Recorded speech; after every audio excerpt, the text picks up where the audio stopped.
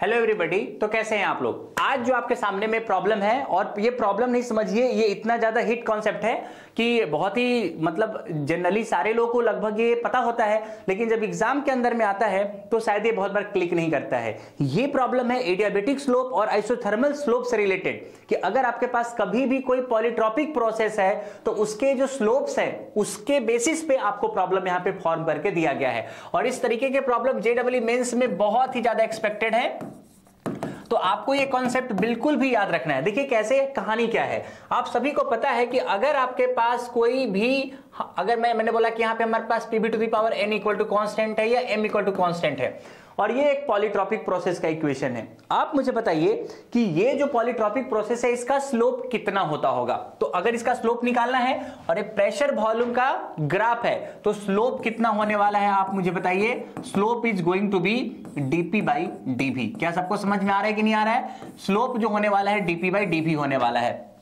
अब चेक करते हैं, ग्राफ देख के तो लग रहा है कि निगेटिव स्लोप होगा, तो मैं वहां पे माइनस dp बाई dv कर दूंगा। अब सबसे पहले अगर मैं इसको डिफरेंशिएट करता हूं ताकि मैं dp बाई dv निकाल सकूं, तो p का डिफरेंशिएशन हो जाएगा dp, और यहां पे आपने v to the power n कर दिया, और अगर आपने v to the power n का डिफरेंशिएशन किया तो n v to the power n minus 1 into dv और इंटू p इक्वल टू आपके पास 0 हो जाएगा। कांस्टेंट का डिफरेंशिएशन 0 है। अब आप सोचिए कि अगर मैं यहां पे dp बाई dv का वैल्यू निकालूं तो आप सिंपली देखेंगे कि minus n into p by v आपके पास आएगा। मतलब क्या समझे कि जो पॉलीट्रॉपिक प्रोसेस यहां पे दिया गया है उसका स्लोप नेगेटिव है, और वो कितना टाइम्स होने वाला है, n times minus p by v होने वाला है। यहां पे प्रॉब्लम अगर देखेंगे आप तो आपको पता है कि जो स्लोप आपके पास यहां पे है वो स्लोप कितना है। स्लोप आपके पास होने वाला है tan थीटा। स्लोप कितना होने वाला है, tan थीटा, और थीटा कितना है, this angle is going to be theta, तो थीटा हो जाएगा 180 माइनस 37।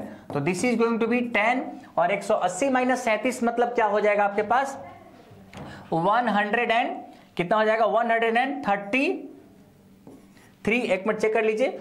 यस अब आप सोचिए कि अगर आपने 180 माइनस 37 के बारे में देखा ध्यान से, और अगर आपने इसका वैल्यू निकालने की कोशिश की तो वैल्यू कितना होगा। डायरेक्टली मैं इसको करने का कोई मतलब ही नहीं है, डायरेक्टली मैं वैल्यू निकाल देता हूं इसका। तो ये जो वैल्यू आपके पास आएगा वो कितना आएगा, देखिए tan 180 minus theta minus tan theta, और माइनस tan 37 हो जाएगा आपके पास 3/4। क्या सबको समझ में आ रहा है क्या। तो ये जो आपके पास स्लोप है ये कुछ और नहीं, dp बाई dv ही तो है बच्चा। ये जो स्लोप है ये dp बाई dv ही तो है, क्योंकि जब आप इस पूरे स्लोप को देखोगे तो ये सेम टू सेम यही minus n into p by v वाला वैल्यू देगा। मतलब कि माइनस 3/4 का जो वैल्यू होने वाला है minus n into p by v के बराबर होगा। माइनस ने माइनस को मार दिया तो 3/4 इक्वल टू बचेगा n इंटू, और p आपके पास है 2 इंटू 10 टू द पावर 5, और ये है 4 into 10 to the power 5, 2 into 10 to the power 5, और ये है 4 इंटू 10 टू द पावर 5। मर गया। यहां पे आप देखेंगे कि 2 2 जा और 2 2 जा, मतलब n का वैल्यू कितना आ जाएगा 3/2। बस यहां पे एक ही चेंज है कि क्वेश्चन में आपको m दिया था, मैंने n लेके आपको सॉल्व करके दिखाया है।